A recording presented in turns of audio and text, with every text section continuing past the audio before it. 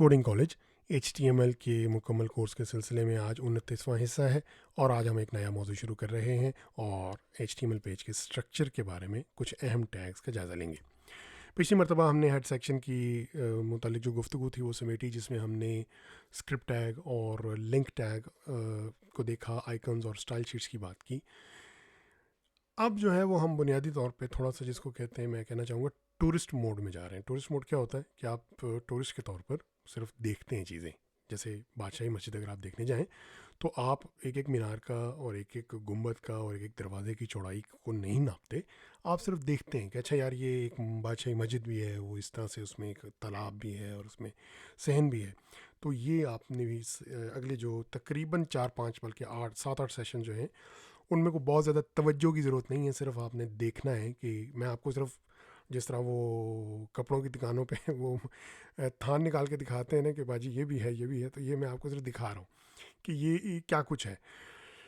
Tags basically हमने देखनी है कि क्योंकि मेन जो बातें हैं ना वो हमारी कवर हो चुकी हैं। ये कोर्स आखिर की तरफ जा रहा है और इसमें हम सिर्फ अभी जो कुछ सेक्शन है वो पहले हम स्ट्रक्चर पे बात करेंगे कि स्ट्रक्चर से रिलेटेड कुछ ख़ास टैग्स हैं और उसके बाद अगले में हम फॉर्मेटिंग पे कुछ टैग्स जाएंगे। वो फॉर्मेट बिल्कुल नहीं करते, सिमेंटिक्स या मायनी के एतबार से है। मसलन टाइम अगर लिखा हुआ ना पेज में तो उसको टाइम को टैग कर देना। हाइलाइटर वाली मिसाल आपको याद है ना कि हाइलाइटर से हम प्रिंटेड पेज को हाईलाइट करते हैं। तो अभी फ़िलहाल हमारा स्ट्रक्चर पे है और उसमें आज जो है स्ट्रक्चर में सबसे जो अहम है वो हम डिव और स्पैन के दो टैग्स देखेंगे। और उन टैग्स को देखने से पहले एक और बात करेंगे कि इनलाइन और ब्लॉक लेवल जो है ना एलिमेंट क्या होते हैं, क्योंकि अभी तक हमने एलिमेंट देखे, हमने ये बात नहीं की। तो आज वो थोड़ी सी पहले एग्जामिन करेंगे और फिर डिव और स्पैन पर बात करेंगे। अच्छा, आज जो है वो एक क्लीन स्लेट मैंने आपके लिए ये बॉयलर प्लेट आपको पता है कैसे लिखनी है, तो ये मैंने पहले से ही वक्त बचाने के लिए लिख दी है और इसका जो रिज़ल्ट है वो बिल्कुल ब्लैंक है। अच्छा, इसमें आपको अभी तक हमें जो पेजेस पता हैं, जो हमें टैग्स पता हैं, उनमें अगर आप टैग देखें, ये मैं एक फॉर्म स्टार्ट कर लेता हूँ ताकि हम और इसके वो मेथड वगैरह मैटर नहीं करते। तो अगर आप ये लेबल देखें और उसके बाद सॉरी ये यहाँ पर लेबल फॉर नेम को मैं फील्ड है नेम अभी डाल देते हैं, ठीक है। और नेम ये मैं एलिमेंट कंप्लीट हो गया। उसके बाद अगली लाइन पर मैं जा रहा हूँ और मैं लिख रहा हूँ इनपुट टाइप, हमें पता है ना, टेक्स्ट और name equal to name server side का कुंडा और आईडी क्लाइंट साइड का कुंडा, और ये नेम हो गया। इसको फॉरवर्ड स्लैश से बंद कर दिया। तो इसका नतीजा क्या निकलेगा? नतीजा जो है वो ये निकलेगा, ये देखें, ये नेम आ गया लेबल और ये साथ में ये आ गया। अच्छा, हो क्या रहा है यहाँ पर, बड़ी इंपॉर्टेंट बात है।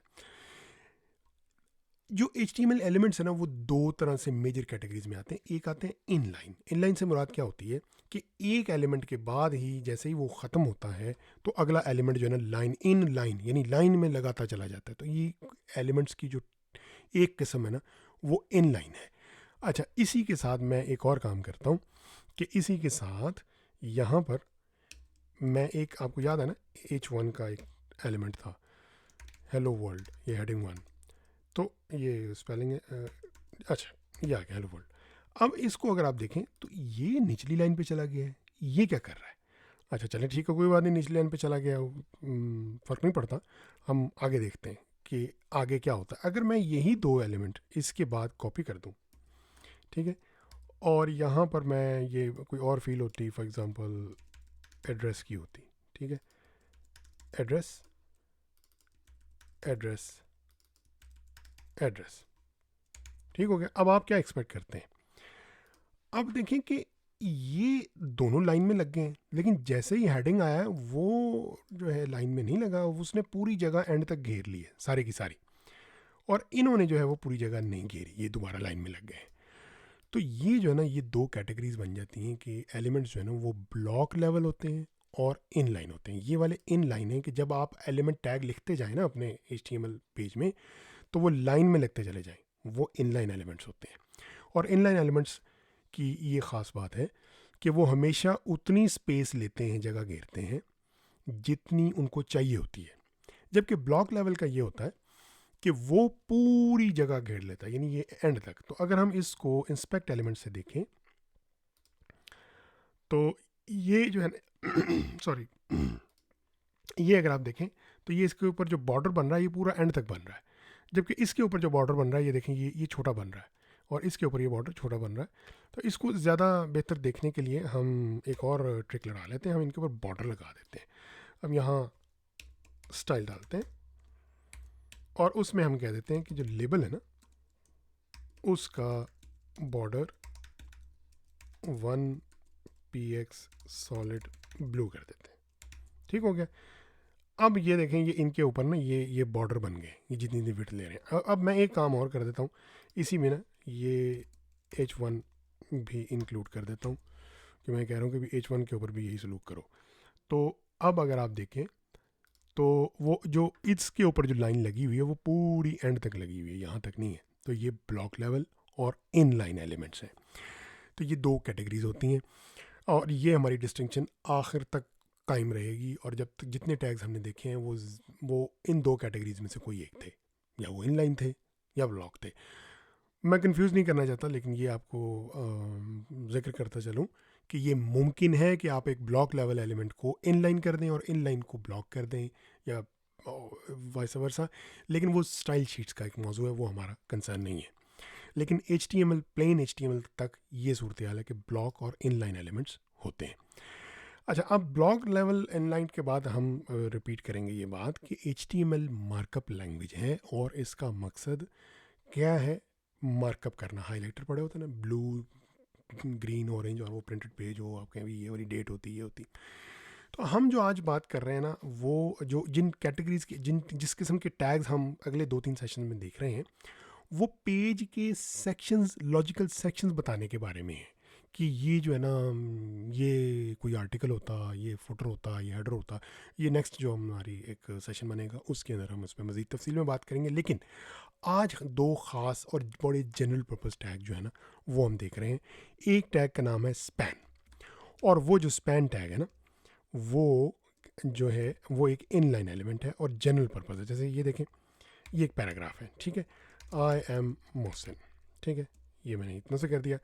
अब यहाँ पर मैं उर्दू में लिख देता हूँ, मेरा नाम मोहसिन है, ठीक है। ये इस तरह से, ये तो पैराग्राफ आ गया। लेकिन इसका फ़ायदा क्या हुआ, इन लाइन जो है ना, आप चाहें तो स्पैन डिफाइन कर सकते हैं। देखिए मैं स्पैन का ये कर रहा हूँ और इसको कह रहा हूँ कि ये स्पैन जो है ये यहाँ तक मेरा नाम मोहसिन है तक है। ठीक हो गया। यानी जो उर्दू है ना उसको मैंने एक स्पैन में करा, ये जनरल पर्पस इनलाइन एलिमेंट है। अगर आप इसको देखें तो ये आपको फ़र्क नहीं पता चलेगा, और यही इसका मकसद है। ये सिर्फ मार्क कर रहा है कि ये छोटा सा स्पैन है, और ख़ास बात क्या है इसकी कि ये इनलाइन रहेगा। दूसरी जो है ना वो ब्लॉक लेवल जनरल पर्पस होता है, वो कहलाता है डिवीजन। अगर इसी को मैं डिव कर दूं तो आप देखें क्या होता है। ये उसने इसको तोड़ दिया है, जो ब्लॉक लेवल है ना उसको उसने तोड़ दिया है, क्योंकि अब वो पूरी विड्थ ले रहा है, क्योंकि इसको ये डिव हो गया, इसने पूरी विड्थ लेनी है। तो वो मैं आपको इसको करके दिखाता हूँ। स्पैन और डिव जो है, ये दोबारा इसको स्पैन कर देते हैं। तो इसको यहाँ पर जो है ना स्पैन को भी कर देता हूँ मैं, ठीक है। अब ये इन तीनों पे ही अप्लाई होगा। तो अब देखें आप, स्पैन में जो है ना वो इधर ये उसने लाइन लगा दी है। तो अब आप पूछेंगे इसका मकसद क्या है, वही हाइलाइटर, आप बस हाईलाइट कर रहे हैं कि ये ख़ास बात है। इसकी मैं एक आपको मिसाल देता हूँ, ग्लोबल एट्रीब्यूट्स में हम बात करेंगे। एक एट्रीब्यूट होता है लैंग्वेज का, ये हम बता रहे हैं लैंग्वेज इसकी उर्दू है, और इसकी DIR जो है डायरेक्शन, राइट टू लेफ़्ट है। ये डायरेक्शन क्या होती है, टेक्स्ट डायरेक्शन होती है। दुनिया में इस वक्त दो टेक्स्ट डायरेक्शन हैं। ज़्यादातर लैंग्वेजेस लेफ़्ट टू राइट लिखी जाती हैं, और बहुत कम लैंग्वेजेस हैं जो RTL लिखी जाती हैं। अरबिक स्क्रिप्ट की लैंग्वेजेस हैं। कुछ टॉप टू बॉटम भी लिखी जाती हैं, लेकिन वो फार ईस्ट के अंदर है, वो हमारा कंसर्न नहीं है। जापानीज़ के कुछ डायलेक्ट्स। तो ये जो है ना इसका मकसद एक इन्फॉर्मेशन देना होता है। और इसके अलावा जो दूसरा है ना वो डिव है, और वो डिव जो है वो किस लिए इस्तेमाल है। फॉर एग्जांपल मैं इसको कह सकता हूँ div/div। मैं ये पूरा जो फॉर्म है ना, इस पूरे फॉर्म को एक डिव में डाल रहा हूँ। ये ब्लॉक लेवल एलिमेंट है। आपको कोई फ़र्क नज़र नहीं आएगा इसका, ठीक है। फ़र्क इसका तब नज़र आएगा जब मैं स्पैन को उड़ा दूँ, और इनको मैं यूँ करता हूँ कि चले मैं इस तरह करता हूँ कि इसको जो है ना डिव भी डालता हूँ, कि ज़रा डिव का भी मुझे बॉर्डर दिखाओ ना क्या है। अब आप देखेंगे पूरे फॉर्म के गिर्द बॉर्डर आया हुआ है। कंफ्यूज आपने इस बात से नहीं होना, स्टाइल शीट हमारा मौजू नहीं है, बॉर्डर लगाना भी हमारा मौजू नहीं है। हम सिर्फ ये बताना चाह रहे हैं कि दो तरह के एलिमेंट होते हैं, ब्लॉक लेवल और इनलाइन। उनका क्या रवैया होता है, और जो स्पैन है वो एक जनरल पर्पस इनलाइन एलिमेंट है। जो कंटेंट को, जो मार्कअप का मकसद ही यही है ना कि निशानी लगाएं। जैसे मैंने अब ये जुमला उर्दू में लिखा है, तो मैं चाहता हूँ कि ये डिफरेंट नज़र आए, तो वो किया जा सकता है। इसकी मैं सिर्फ आपको एक मिसाल दूंगा कि फॉर एग्ज़ाम्पल, अब ये जो स्पैन है ना, इसके अंदर लैंग इक्वल टू UR, ये इधर एक स्पेशल और रूल बना रहा हूँ, और उसमें मैं कह रहा हूँ कलर रेड। अब इसका इम्पैक्ट देखते हैं।